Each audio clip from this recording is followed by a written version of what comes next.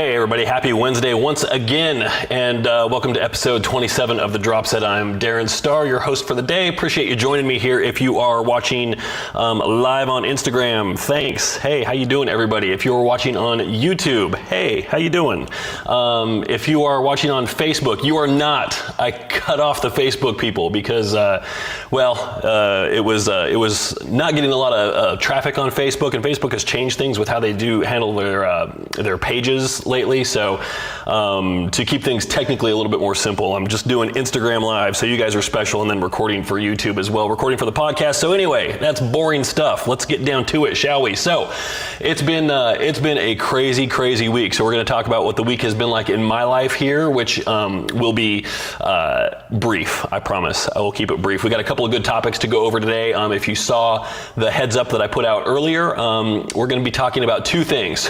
We're going to be talking about the finances of bodybuilding. I promise this will not turn into an accounting class because, I try to get people to actually listen to this or watch it and be engaged and care about what's happening, and nothing is going to turn people off more than an accounting lecture. So it will not be that, but we will get into, the money of bodybuilding and how it works. And then also, I'm going to take you on a tour of my gym bag over here, just because it is one of the things that I think is, I don't want to overstate it and say it's one of the most important things in my life, because it's not, but it is kind of important. So I think just looking at the kind of stuff that I carry around with me would be helpful I like to be prepared for all circumstances, basically. So we'll look at that later. As far as my week has been, so let's see. Yesterday, late last night, I put up a YouTube video finally. Not just one of the workout videos, of which I have about 130 of those online currently, but one that I actually put some time into. I scripted it, I recorded it, I did some video editing and production on it, and then actually put together some other little fancy things in there. So if you go to my YouTube channel, youtube.com/5starfitness. Check it out. It's listed there under the how-tos, or if you go to videos, it's the most recent upload. So it is on progress pics, which I know we talked about here in the podcast just a couple of weeks ago, but it's always nice to be able to take something like that and apply some visuals to it. So I walked around the house here and took several shots in different lighting conditions, so you could see on one day, just by changing location, how much those photos can really change. And so I also took some examples of what not to do, a lot of the things that I see on a pretty regular basis, and give you some links for some other stuff that can help out as well. So check that out. Give me your comments on that, likes, comments, shares, subscribe to the channel. All that stuff will put a giant smile on my face, and really, that's what matters, right? No, not so much.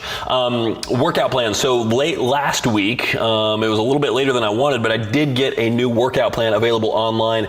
This one I call Get Your Feet Wet. So if you are just getting into lifting, or if you were just getting back into lifting after a hiatus, it is really good for you. Alternatively, because what this is, it's a 4-session rotation.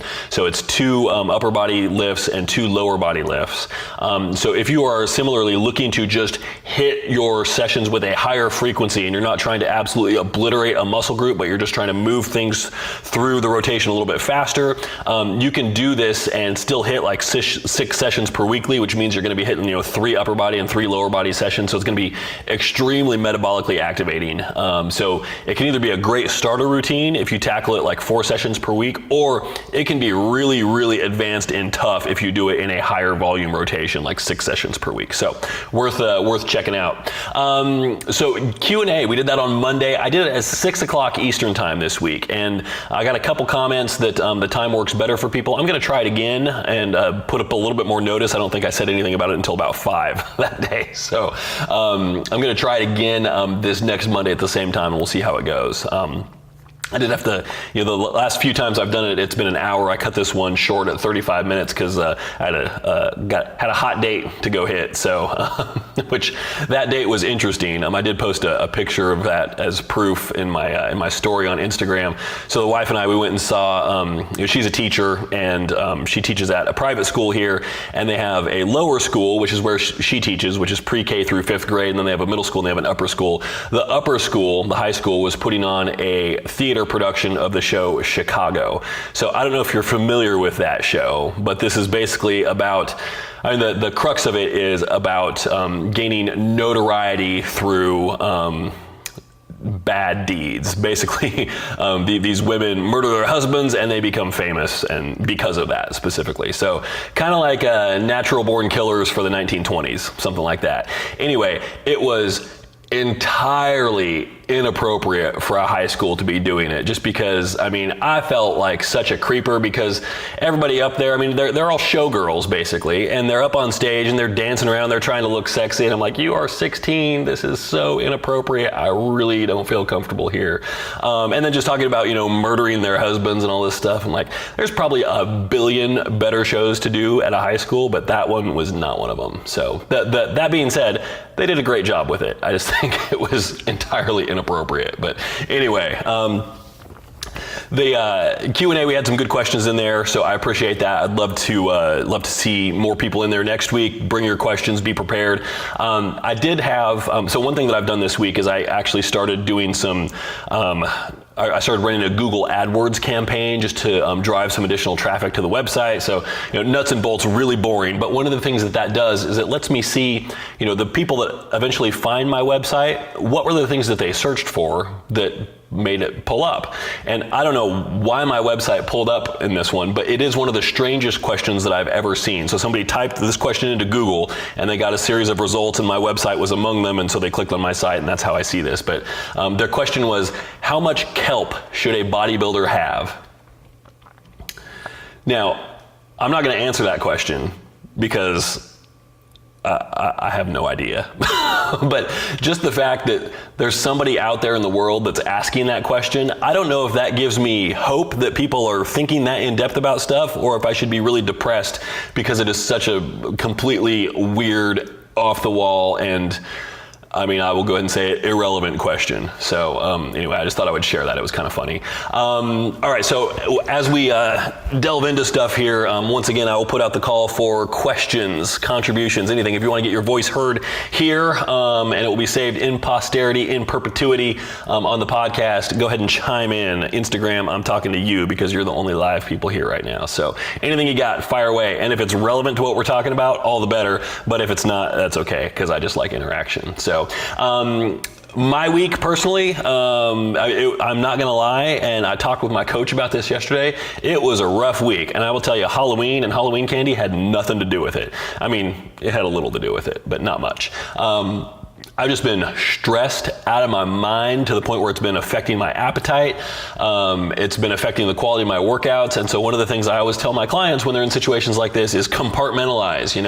You're going to the gym, you're going to do it anyway, you're taking the time to do it. So put yourself in the right headspace and get it done. And there were a couple times this week where I legitimately failed to do that. So it just goes to show, not everyone's going to be perfect all the time. And I certainly don't want to give the impression that I am, because I certainly am not. I want to be clear about that. So anyway, it's a new week. I'm feeling much better as of yesterday. I feel like I've gotten some things sorted out. So I went in today, and the goal was to get a chest workout. I actually did chest, and I did a little bit of a mini back workout because I ended up I went and I hit a back workout on Sunday, but had to call it short because of a splitting headache. So then I went in on Monday and tried to kind of what's the word I'm looking for here? Redeem myself a little bit. It kind of succeeded. I'd say between the two workouts, I got in about one quality session.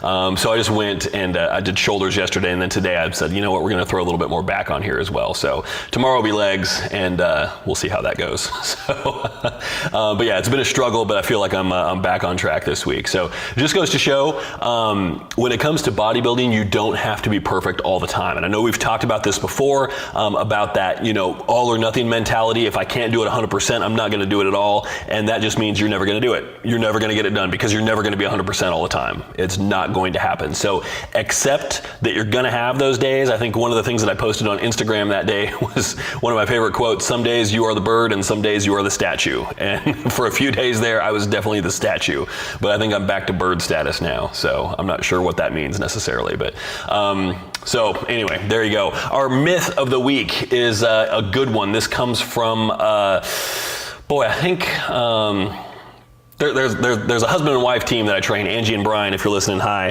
I don't remember which of them posed this. I think it might have been Angie, actually. So It was something that she overheard in the gym from a bodybuilder who's a trainer as well. And it's the age-old thing that just is one of these things that just sets my teeth on fire. I'm not sure if that's a legitimate thing, but it feels right to say. And that is that deadlifts make the waist thicker. That is, I'm going to dispel it right now, that is a total and complete myth. I would go so far as to say it is BS, and I would say the whole thing, except YouTube will then censor me. So, BS. It's no good. No bueno. No bueno. So let's break it down here. So when you deadlift, typically I talked about this on Monday. There was a good question posed. Give me your thoughts on deadlifts. And one of the things I said was, okay, well, one of the questions about deadlifts is what day do you throw it on, legs or back? And there is a correct answer for that. You throw it on leg day. You don't do deadlifts on back day. So I'm always open to discussion on any topic, but that is not one of them. There is a right answer there, and it is that you do deadlifts on leg day. So what you're targeting there, certainly anything that extends the hip and the knee, so quads, glutes, hamstrings for sure, and then anything that's going to be responsible for holding that bar as well, because it's pretty heavy, especially when you're in that fully contracted position or fully extended position, standing up. So your traps are going to get a lot of stress initially as you're pulling off the ground. The reason why it's on leg day instead of on back day is because the legs are the movers. Pretty much everything with the back, you're just holding a static or an isometric contraction. The back isn't moving. It's responsible for holding, but that's why. It's definitely getting worked, but it's secondary to the work that the legs are doing. So as far as deadlifts making the waist thicker, I would challenge somebody and say, what musculature around the waist is getting thickened up by deadlifts? Because the only thing that you can affect through training is muscle or fat. But if you're losing fat, you're not getting thicker. So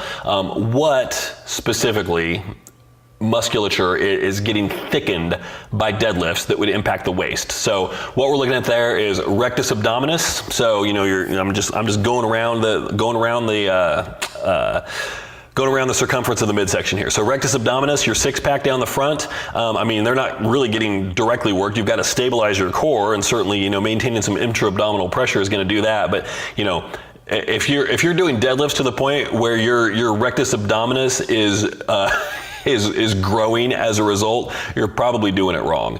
Now you've got the obliques around the sides. Certainly they're engaged, but it's funny because a lot of the people that say you don't do deadlifts because they thicken the waist, they train the obliques all day long because they're like, I want nice, thick, dense obliques right there. Well, okay. I've never seen anybody whose obliques were so developed that they actually made their waist thick.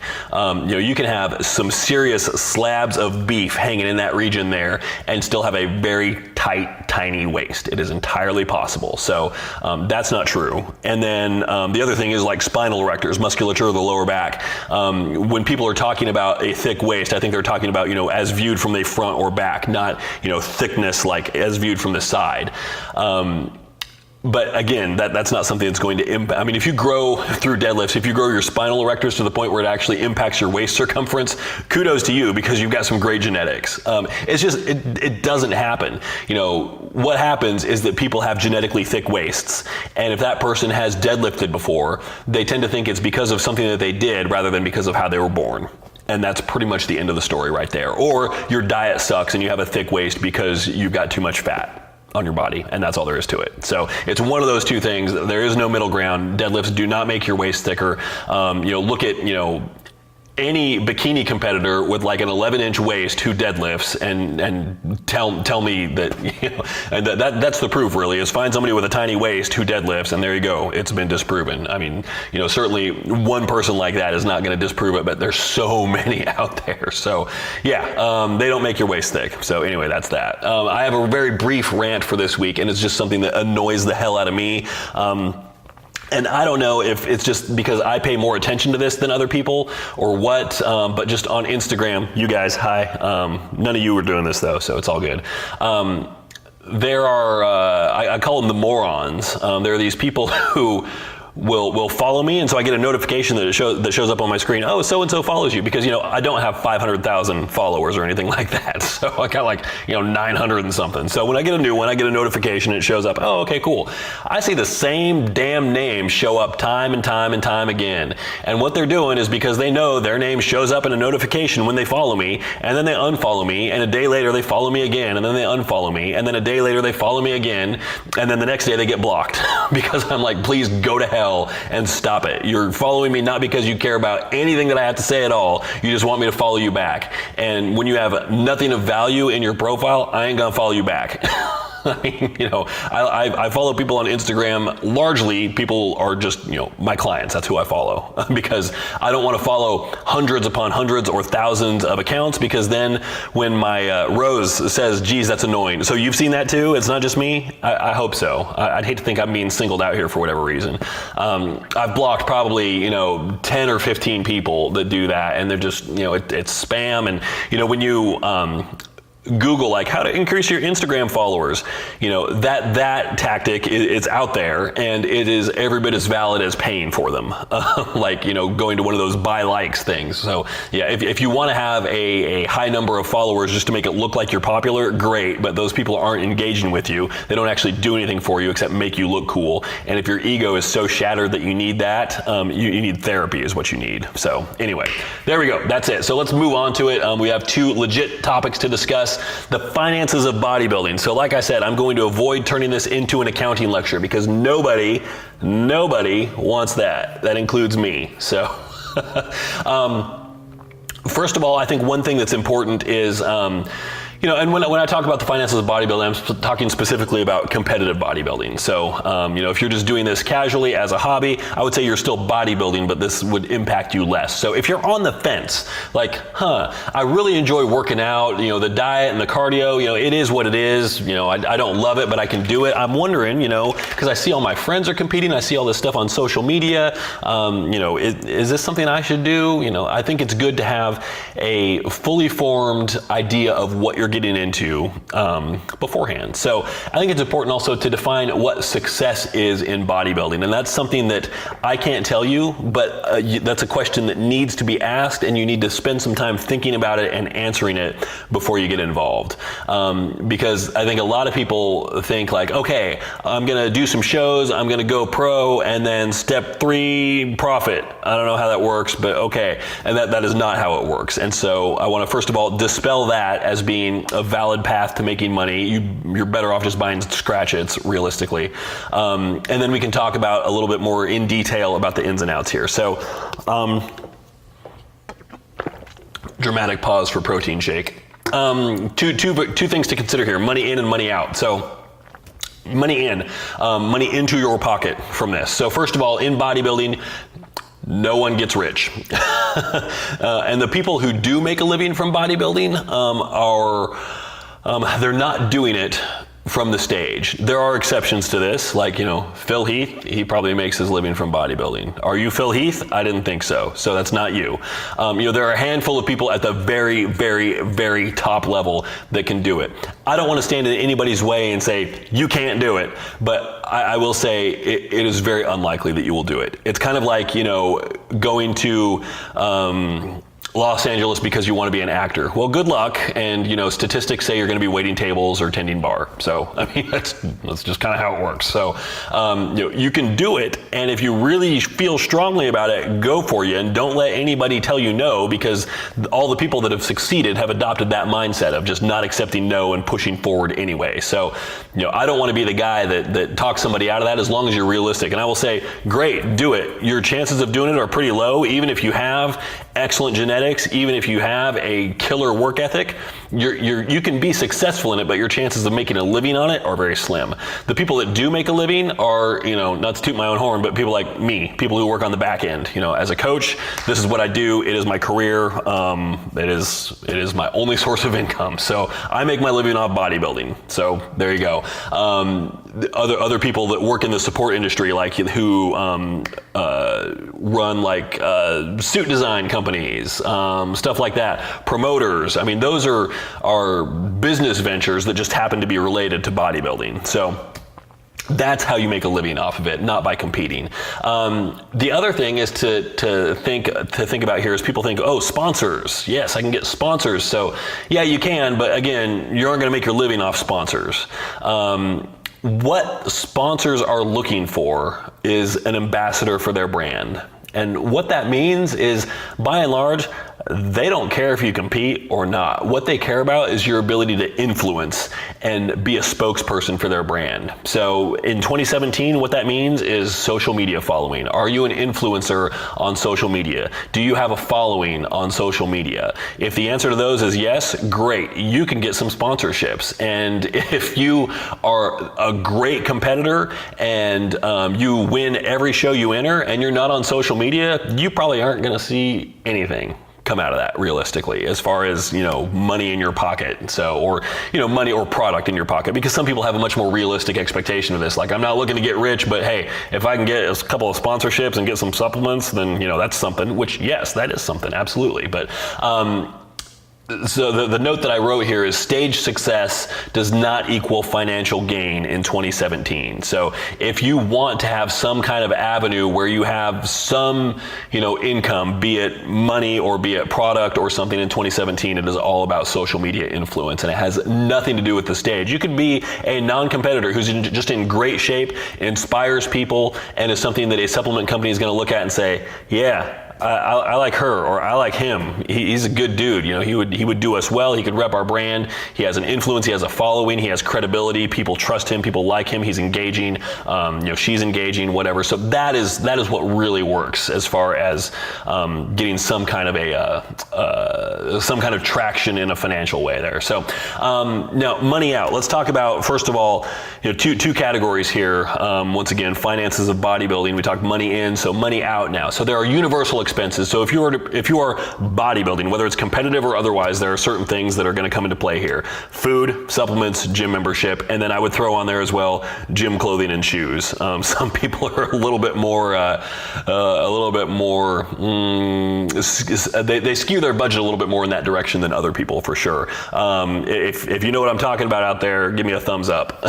Because if you have 40 pairs of black leggings and 60 pair of Nikes and a top for every color of the rainbow, then you're who I'm talking to right here. If you've ever seen any of my videos, you know that's not me. So yeah, I've got like 3 pairs of shoes to my name. That's all I own. So, but food for sure. I mean, you've got to be able to diet. You've got to eat. So that's universal. Supplements. Valkyrie Kendall says, no, I just do a lot of laundry. Yeah, me too. I mean, I've got like 4 or 5 tops I wear to the gym, so I just do laundry like every 4 or 5 days, and I'm good to go. So supplements, I'm definitely a less is more guy when it comes to supplements, but nonetheless, there are a few that are helpful, and it's something certainly that should be budgeted for. It is an expense, even if it is a relatively small expense. So, and then your gym membership as well.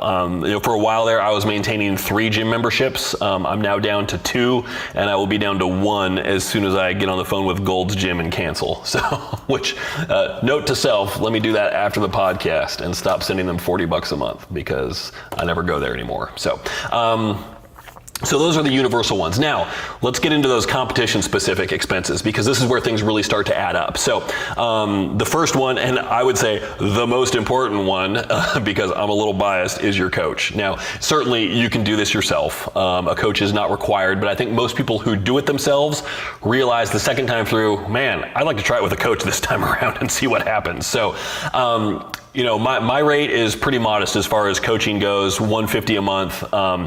Now, and that's as far as a coach that's actually going to write a plan, adjust it regularly, be available, actually not just have an inbox that you can send things to, but will actually respond to you as well. I see Alan just joined here. So Alan, that's notwithstanding any email issues that we've had because of things not getting delivered there. So, so my rate's $150. There are coaches out there that charge up to $600 a month. So factor that into your budget. I know that there are several people who will pay, $5,000 a year or more for their coach, and they will tell you it's worth it. It's just about what kind of means you have and what you expect to get out of that relationship. So that's one thing. The suit, and this is where, yeah, Dave says, ouch. Yes, ouch indeed, ouch indeed. But some of the guys that are out there, John Meadows has pretty much a sterling reputation. Everybody sees him as, one of the main authorities. Check out his website. Just Google John Meadows and look at his coaching options, and then look at, if you just want him to write a training plan for you and nothing else, and look at what his rates are. I won't say he's not worth it. I have not worked with him personally, but just know that that's closer to the upper end of what you could pay for a coach. So.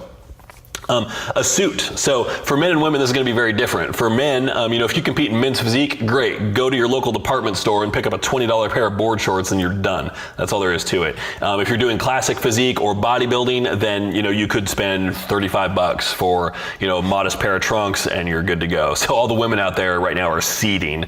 They're pissed because for women, you could probably spend as little as $100 or as much as a couple $1,000s on a suit.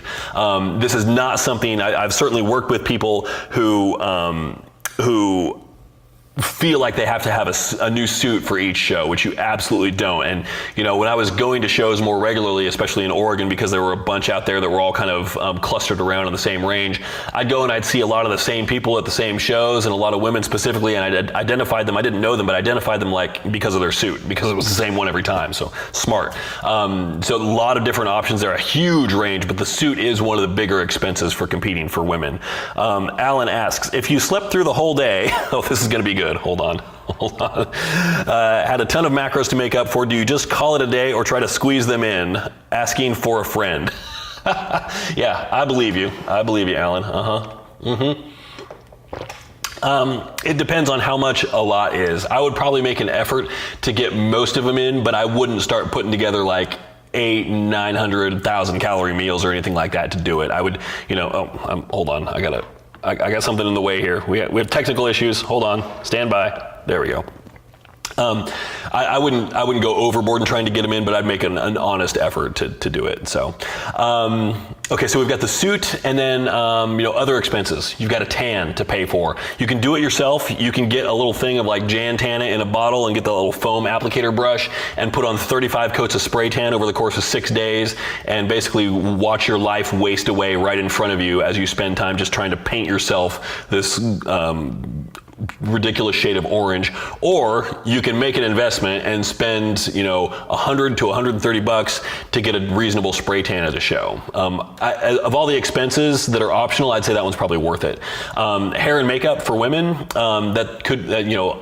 if you do both of those and pay for it, you're going to be looking at $100 to $150 at a starting price, and it can go way up from there. Dave says, why though? Why what? Elaborate, sir, please. I'm talking too fast. I don't know what you're referring to. For the hair and makeup, $100 to $150 to start, and then you could go way higher than that. I've seen packages for a few $100s. Oh, the tan is required if you're on stage. Absolutely. Those lights are going to wash you out. The tan shows definition. You need it. If you get up there without like a ridiculous Oompa Loompa tan, you're going to look totally out of place. And then once you get off stage with that tan, then you look out of place. But up on stage, you look about right. So it's all about showing definition. So just because under those bright stage lights, if you don't have that, you're gonna be just a big old blob up there. You're not gonna look like anything. So you'll have to pay for an organization card. For the NPC this year, it's $125, and that's just for the ability to then register for a show. If you want to compete in an NPC show, you've got to have that card in your hand. $125 automatic. Lasts for a calendar year. They will make exceptions on that. I was working with somebody who was, last week he was 3 weeks out from his show, and now he's been shipped off in the military to Southeast Asia for a month. So he's missing his show. It was a very spontaneous deployment. Nothing he could do about it. He contacted the NPC, and they are extending that into 2018 for him. So we're going to do a show around April, May, and his NPC card will still be good for that. So they will make exceptions, but you're going to have a pretty good reason. Alan asks, men's physique hairstyles, do they matter? Facial hair, are some styles better than others? No, not necessarily. That's not to say that they aren't going to be judging you based on that. But I will say most of the judges are men, and men don't care. Men just don't give a crap. So you've got that going for you. I always say, look like yourself. Don't try and look like Jeff Side. Because if you don't know who I'm talking about, Google that name and you'll see what I'm talking about when it comes to the hair. Just be yourself. Facial hair doesn't really matter. You've got to shave everything when you're up on stage, so I'd say might as well shave the face too. But lots of guys up there with tons of crazy beards and stuff, tattoos, etc. So just be yourself. That's the important thing. Always be true to yourself so that you can feel and look comfortable and natural up on stage. If you've been wearing facial hair for 5 years, don't shave it off for the show, because you're going to feel like, oh my God, you're going to feel literally naked up there. Not just mostly naked, but completely naked. So you've got the organization card. You've got show registration as well. This can run anywhere from $50 to $125 typically. Depends on the organization. And that's just to be in the show. So you've got to pay for the organization card, which, NPC is $125. Others like OCB, WBFF, natural organizations, they all have something. Most of them are a little bit less than that. The show registration at $50 to $125. You've also got crossovers. So if you want to do, like Open Men's Physique and Masters Men's Physique, you're going to have to pay a crossover fee to do both of those divisions. And that can run you anywhere from a modest fee of $25 to $50 all the way up to doubling the registration cost. So it depends on the show. The promoter has a wide degree of latitude in determining what they want to charge for that. I also know that the registration cost for national shows much more expensive. So NPC Nationals, which is later this month, I think it's in about 3 weeks, $350 is your registration fee for NPC Nationals. And so if you are in the bikini division, for example, $350 for the ability to get up on stage with about 40 other women in your class and hope to get noticed. So all that to say, I hope the experience means a lot to you, or you've got to be really determined and really confident in your chances there. So you've got travel expenses. So these can be anywhere from nothing. I did coach somebody in the DC area who was doing a show that literally she slept in her bed and she walked to the show. So that is extremely rare. Like, it was held at a high school, and the high school was like she hopped the fence and it was right there. So that does not happen typically. Usually you're gonna have to drive a little bit. When I say travel expenses, I'm talking about like gas more than anything else. Some people will fly to shows, like even if they aren't national shows, but they just want to go and see some places as well. That's certainly a possibility. So it is something that you have to factor in, along with hotel costs as well. So, and that can run you $100 or more per night. So, and then one other thing to consider is time off work. So you don't necessarily need to take a lot of time off work. I have certainly worked with some people who felt like they had to get like an entire week off work for peak week. Not my request. I don't think you need to do that. Certainly the size of the show and how important it is, it makes a little bit more sense to give yourself some more time to play with on that last week. So it's something to consider as well. So those are your finances of bodybuilding. The ins, which are pretty modest, if not minimal, and the outs, which are much more substantial, especially for women, because women have a suit that is orders of magnitude more expensive than men. You've got hair and makeup to contend with as well, and then you have all the additional costs that men have to deal with too. So there you go. So if you're on the fence, just make sure that you think about the budgeting as part of doing the show. I'm not going to tell anybody not to do it, but it is something that you have to consider there. So that's finances. So let's take a look in my gym bag, shall we? So for those of you listening on the podcast, first of all, thank you. I appreciate it. However you found this, if you subscribe via iTunes or Google Play, I would really love it if you would go and leave me a, rate it and write a comment, leave a review. That would be fantastic. I'd appreciate that. So for the rest of you, so YouTube, Instagram, you get some visual aids here. And this will be an upcoming video as well, where I'll go a little bit more in depth. So what we got here, I got my gym bag. I'm gonna hold it up here. So when I was shopping for this gym bag, I shopped far and wide, and I looked at things like, Fitmark bags and this and the other thing. And I looked at bags that cost, $200 or more. And I ended up going with something like, I think I got this one from ebags.com and it was about $13, just because I needed, I was looking for some very specific things, and this had it. So it is falling apart a little bit. So there's these mesh pockets on the this thing right here. It has them on both sides, and they're getting some holes poked in them because I put sharp objects in there like keys and stuff, and they kind of tear through it eventually. But usually in there I will have shaker cup, which I'll take one for a post-workout shake, and then a separate one that has my pre-workout in there. I don't carry a water bottle around. I use a jug, so I carry, gym bag, jug, which is, fairly standard these days. One thing that I've added on here, just because I dig it, is a little clip.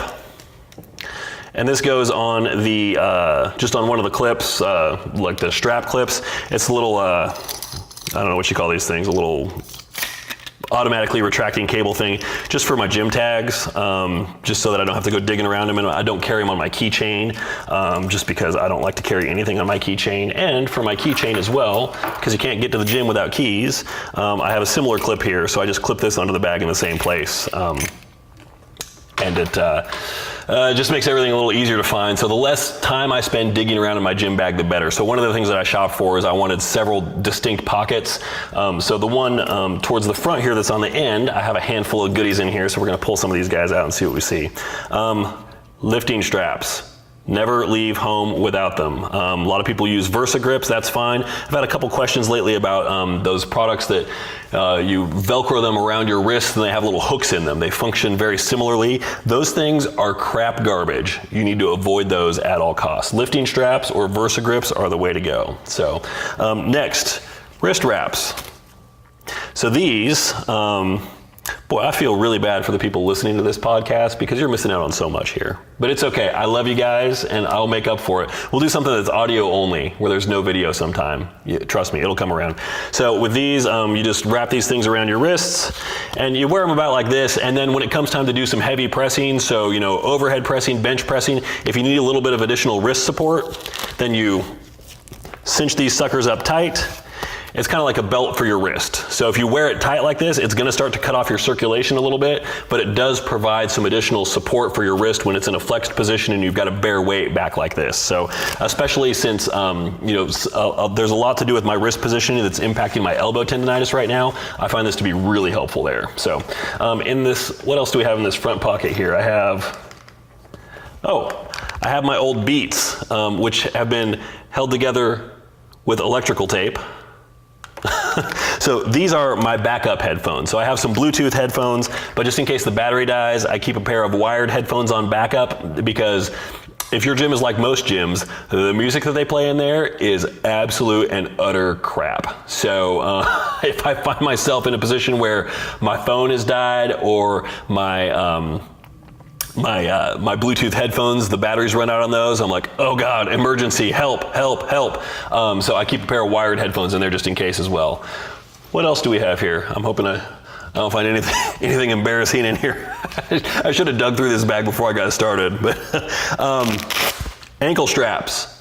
So if you're interested, Dave, I know that this is near and dear to your heart as well, just because we talked about how crappy ankle straps can really suck. So get a pair of your own for like $8 or $9 rather than trying to rely on whatever the gym has. But these things great for glute kickbacks, whether bent leg or straight leg, hamstring curls on the cable as well. So lots of good uses for those. And again, it is they're like $7 or $8. So I have. Oh God, I forgot this was in here.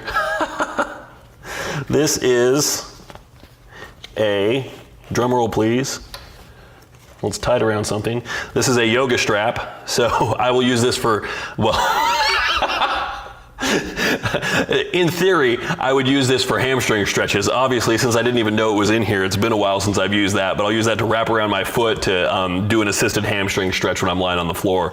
I have a stopwatch, which this tells you how long this has been in my bag, because I haven't used this since I was training people in the gym 4 years ago. So I'm surprised the battery on this thing still works. So boy, I'm playing with fire here. I'm just pulling random crap out of my gym bag. I have no idea what's in here. We're gonna see. All right, so all this stuff goes back in. There is a, all right. there's a side pocket here. Now, one of the things in the little side pocket that I have is one of the things that I use every day, which is over there charging right now. It's my iPhone 5, my old one, because that's what I use for music. So my current phone, this guy here, is a Google Pixel XL. I don't use that for music. I use that for recording videos in the gym. And when you're recording videos, once you hit record, if you're playing music from the same device, the music cuts out. So I can't have that. So I bring a separate phone and have my wireless Wi-Fi connectivity through that in the gym, and then have Bluetooth headphones connected there. So I use that for music, and then leave my primary phone for, texting in between sets and all that other stupid stuff that's very annoying. So, and videos as well. And then I've got eyewear for the tanning bed, which clearly I have not been in ages, but nonetheless it's in there. So, and then I've got, oh, this is exciting. I've got 55 cents and change. All right.